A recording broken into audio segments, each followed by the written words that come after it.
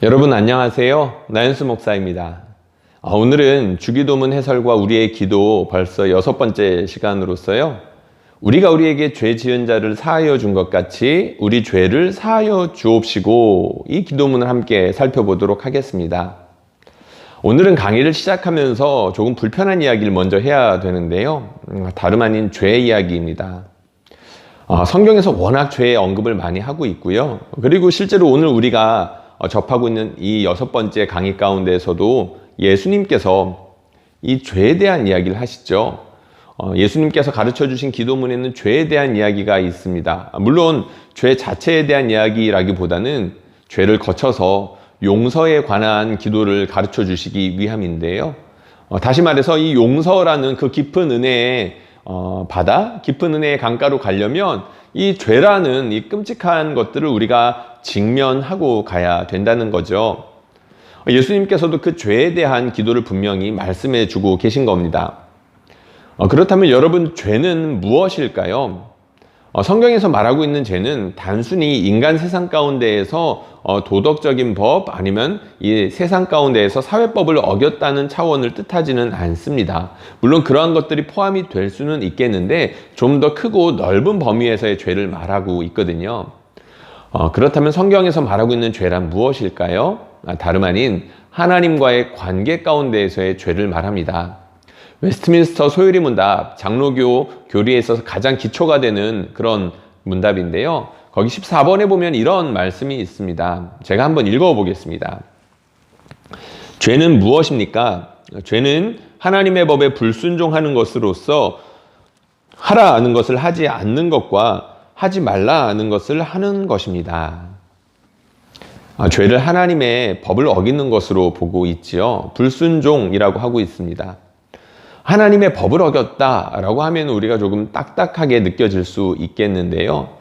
조금 부드럽게 표현할 수 있는 방법이 있는 것 같습니다. 성경에서는 의로움을 하나님과의 관계에 있어서 신실함을 뜻한다고 합니다. 하나님과의 관계뿐만 아니라 사람과 사람 사이의 관계에서도 마찬가지겠죠. 이렇게 관계가 있다면 그 쌍방이 서로에게 신실해야 된다는 그런 의무가 있을 텐데요. 그 의무를 충실하게 다하는 것이 바로 의로움이라는 거죠. 그런데 우리가 하나님께 신실하지 못했다는 겁니다. 만약 하나님께서 우리에게 충실하지 못했고 왕으로서 아버지로서 이 약속을 다하지 못하셨다라고 한다면 하나님께서 의롭지 못한 것이겠죠. 그런데 성경에서 보니까 그렇지 않더라는 겁니다.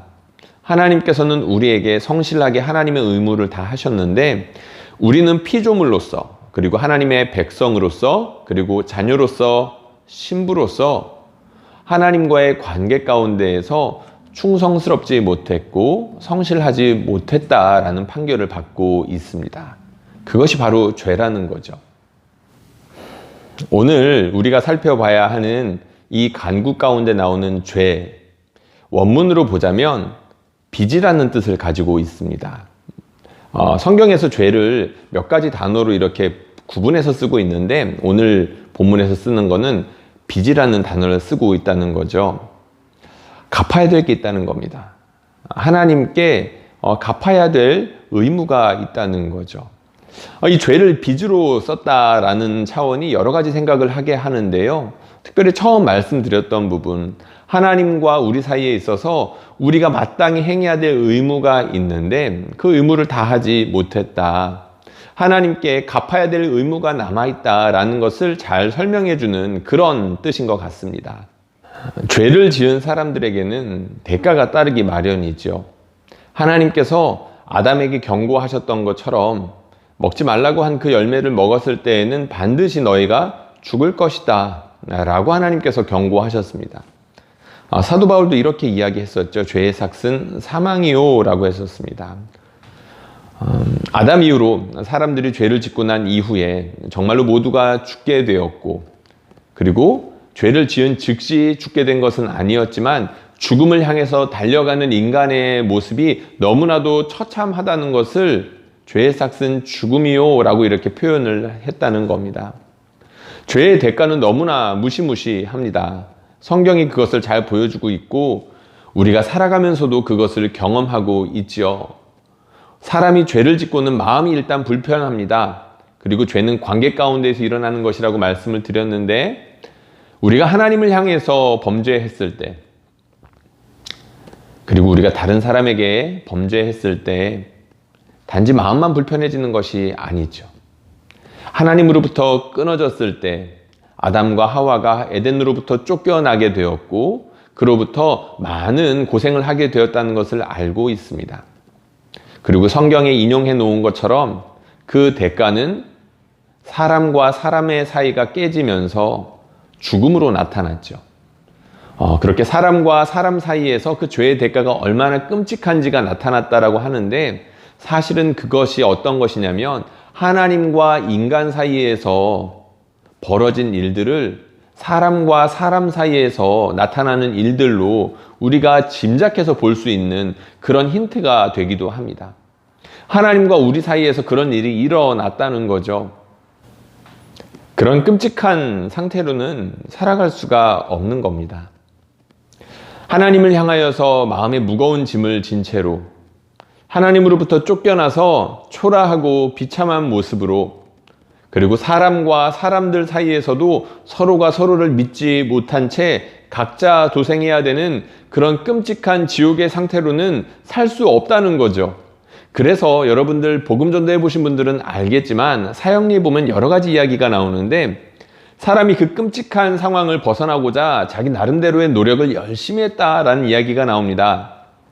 철학을 이용해 보기도 하고 과학을 이용해 보기도 하고, 그러나 그런 것들을 아무리 열심히 한다고 한들 사람의 비참한 상태, 죄로 인하여서 하나님과 끊어지고 사람과 사람 사이가 근본적으로 이렇게 분리되어 있는 상황 가운데에서 그 안타까운 상황을 해결할 수 있는 방법은 없었다라고 했죠. 죄 문제를 해결하지 않고서는 다른 격가지로서는 이것들을 도무지 해결할 수가 없었다는 겁니다. 성경이 증언하는 바고 사람의 역사가 증언하는 바이죠. 그리고 우리가 개개인이 실제로 경험하고 있는 바이기도 합니다. 이 죄 문제를, 그러니까 이 죄로 인하여서 비참에 빠져 있는 이 상황을 어떻게든 빠져나가 봐야 하는데, 사람으로서는 도리가 없다는 거죠. 힘이 없다는 겁니다. 감사하게도 성경에서는 그런 비극적이고 절망적인 상황 가운데에서 하늘로부터 구원이 임했다라는 이야기를 해주고 있습니다. 하나님이 그 백성을 지극히 사랑하여 주셔서 하나님께서 끊임없이 백성들을 찾아와 주셨고, 그들이 반복해서 죄를 지었지만 반복해서 용서해 주셨다라는 이야기가 구약 성경과 신약 성경 전반에 걸쳐서 나오고 있지요. 그리고 결정적으로 그런 하나님의 무한하시고도 무조건적인 사랑이 예수 그리스도에게서 결정적으로 나타났다라고 우리가 고백하고 있습니다. 예수님을 볼 때 하나님의 사랑이 어떠한지를 가장 분명하게 볼 수 있고, 그 사랑의 핵심에는 용서가 있다는 것을 우리가 너무나도 잘 알고 있다는 거죠. 우리는 죄인이었지만, 그리고 그 죄로 인하여서 영원토록 비참한 삶을 살아야 했고, 육신적인 죽음 이후에도 영원한 심판만이 우리를 기다리고 있는 상황이었지만, 하나님께서 우리를 불쌍히 여겨 주셔서 그런 상황 가운데에서 벗어나게 해 주셨습니다. 그 가장 확실한 증거, 우리가 하나님을 아버지라고 부를 수 있게 되었다는 것이겠죠. 하나님을 아버지라고 부르며 그 아버지를 의지하며 이것저것 구하며 담대하게 구하는 가운데 이것저것을 받는 것들, 이것이 바로 우리가 구원받았다라는 증거 아니겠습니까?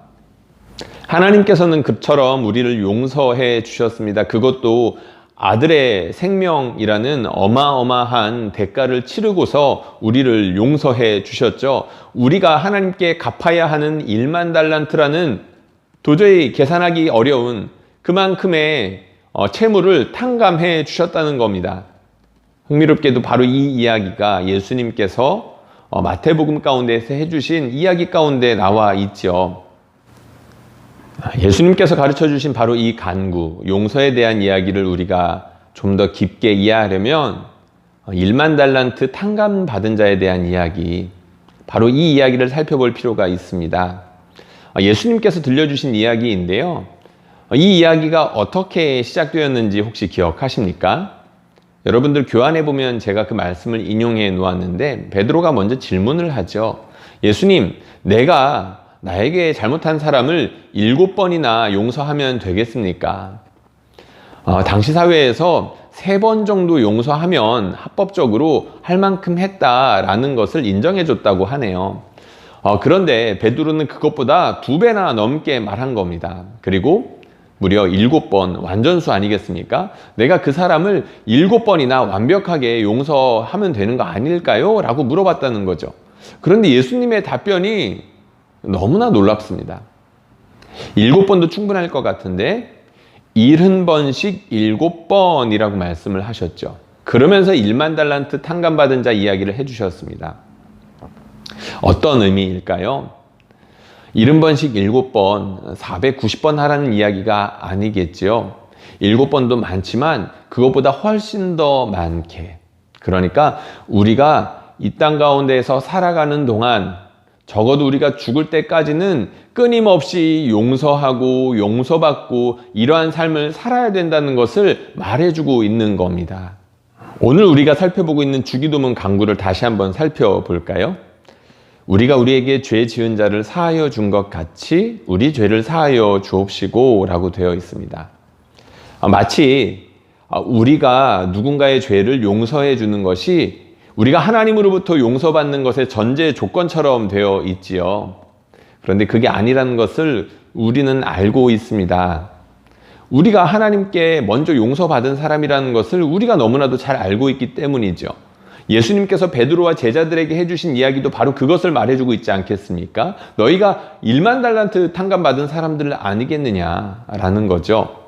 실제로 이 주기도문의 맥락 가운데서도 살펴보면 이 기도문 누구한테 주어진 거죠? 하나님을 우리 아버지라고 부르는 사람들에게 주어진 것 아니겠습니까? 하나님을 아버지로 부를 수 있는 사람들이라면 얼마든지 다른 사람들을 용서해주고 용서받고 이러한 일들이 수시로 일어날 수 있어야 된다는 것입니다. 그리고 또 중요한 포인트. 우리가 하나님으로부터 큰 용서를 받았습니다. 그런데 우리의 실존을 보니까 용서받은 사람으로서 하나님께 합당하게 살아가야 될 터인데 죄인으로서 여전히 죄를 짓고 있는 그런 모습들을 보게 되죠.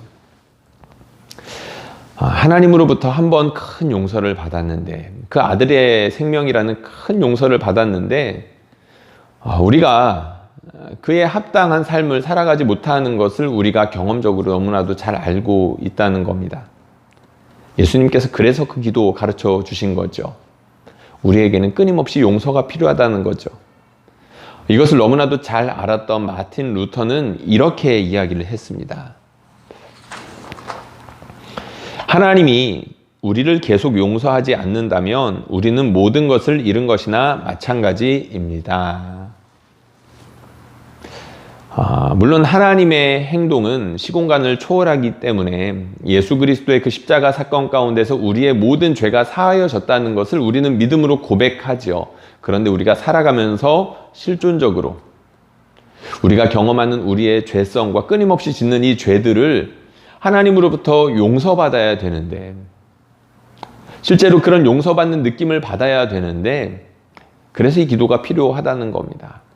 하나님의 용서가 얼마나 무한한지 이 기도를 통해서 우리가 날마다 확인받아야 된다는 것이고요. 그 예수 그리스도로 말미암아 부어진 하나님 아버지의 큰 은혜가 얼마나 풍성한지를 이 기도하면서 날마다 체험할 수 있어야 된다는 거죠. 하나님의 용서는 예수 그리스도로 말미암아 이렇게 단번에 주어졌고요. 우리가 살아가면서 하나님께 용서의 기도를 드리는 가운데 그 기도가 그리고 그 은혜가 얼마나 풍성한지를 날마다 반복해서 체험할 수 있다는 것을 이 기도가 가르쳐주고 있는 것입니다. 용서에 대한 이야기를 짧게 해보았는데요. 여기서 우리가 마지막으로 살펴봐야 되는 중요한 주제가 있습니다. 그것은 이번에도 다름 아닌 우리입니다. 우리가 우리에게 죄 지은 자를 사하여 준다라고 말을 했는데요. 하나님을 우리 아버지라고 부르는 사람들이 드리는 기도라고 했죠. 나 말고 하나님이 다른 사람도 자녀로 삼고 있다는 것을 우리는 알고 있습니다. 그리고 이 기도를 통해서 날마다 알아가야 합니다. 내가 좋아하는 이웃, 우리죠. 내가 싫어하는 이웃도 우리가 될 수 있다는 겁니다. 내가 싫어하는 사람들 가운데에서 때로는 내가 죄를 지을 수도 있고 저 사람이 나한테 죄를 지을 수도 있고 우리가 서로가 서로에게 용서를 주고받지 않는다면 서로가 서로에게 있는 그 죄 때문에 얼마나 비참한 삶을 이어가야 될까요?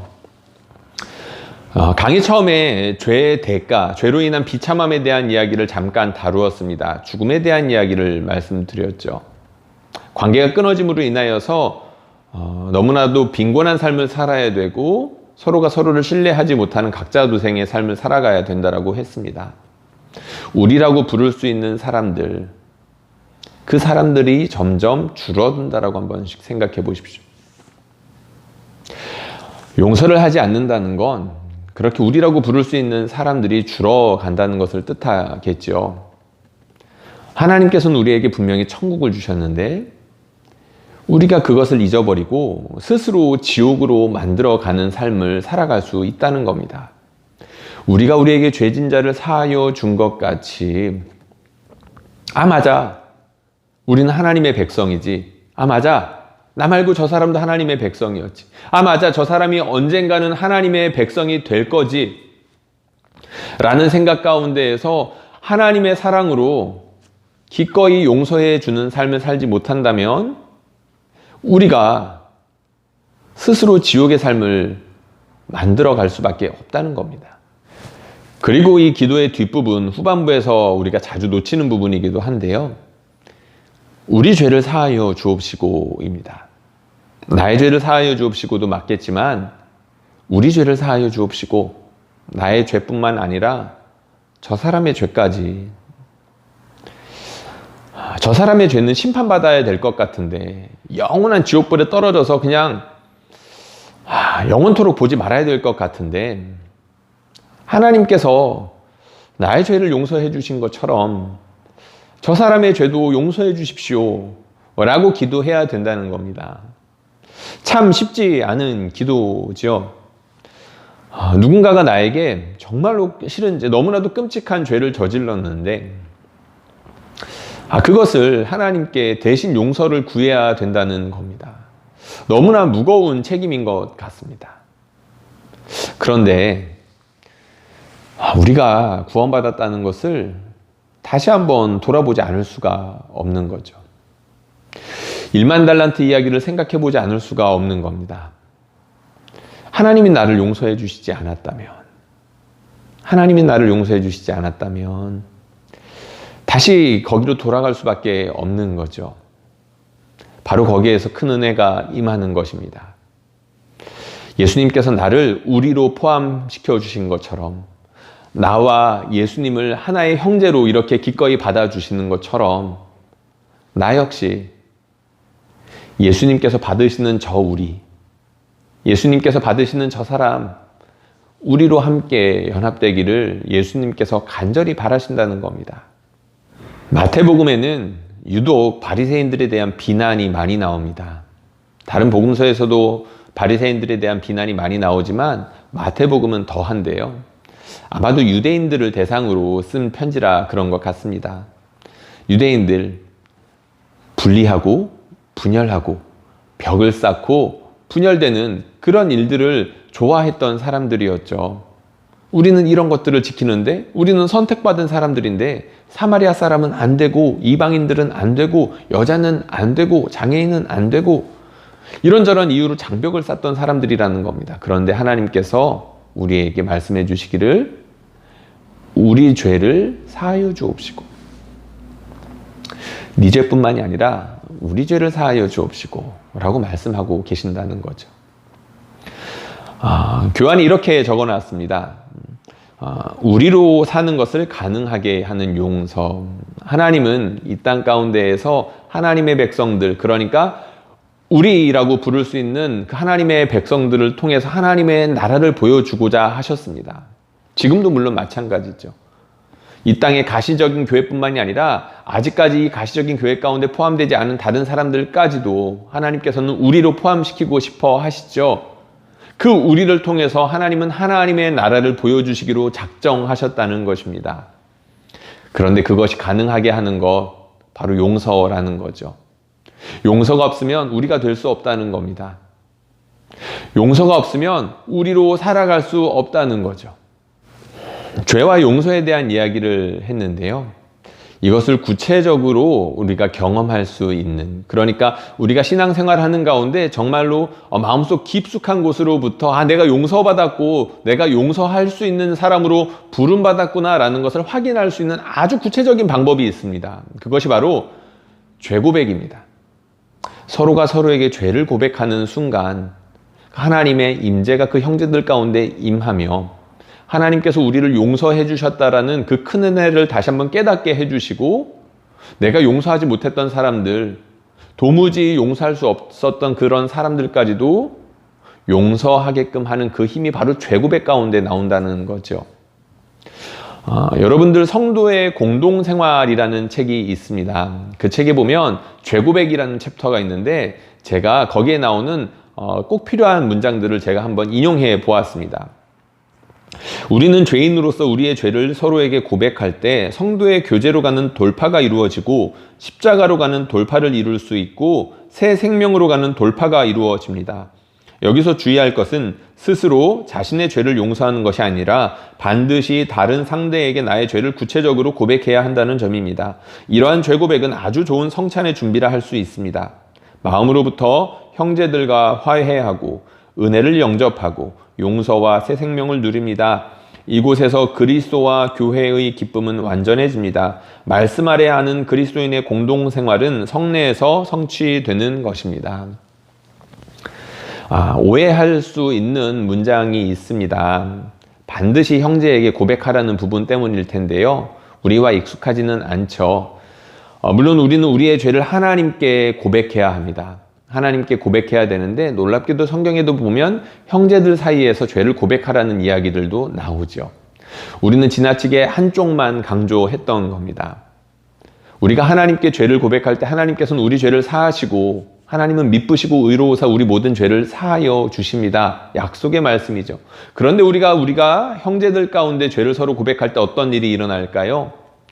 하나님께서 그 자리에 임재하시며 우리의 죄를 용서해 주시고, 물론 그 하나님께서 이미 이루신 용서를 다시 한번 확인시켜 주신다라는 의미에서입니다. 그리고 그 형제들이 우리로 살아갈 수 있는 사랑과 능력을 부어 주신다는 겁니다. 그러면 누구한테 죄를 고백할까? 배우자가 있는 분들이라면 배우자에게 해보는 것이 좋은 방법일 것 같습니다.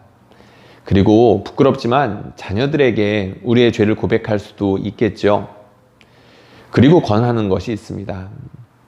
여러분들이 사랑하는 우리 서울은현교회 공동체 가운데에서 정말로 신뢰할 수 있는 한두 사람, 바로 그 사람들에게 여러분들의 죄를 구체적으로 고백하는 것은 여러분들의 신앙을 깊이를 더할 수 있는 그런 좋은 계기가 될 수 있고, 그리고 바로 그것으로부터 여러분들의 마음이 넓어지면서 다른 사람들까지도 용서할 수 있게 되는 그런 사람으로 성장하게 되는, 그렇게 마음의 품이 넓어질 수 있는 좋은 계기가 될 수 있을 겁니다.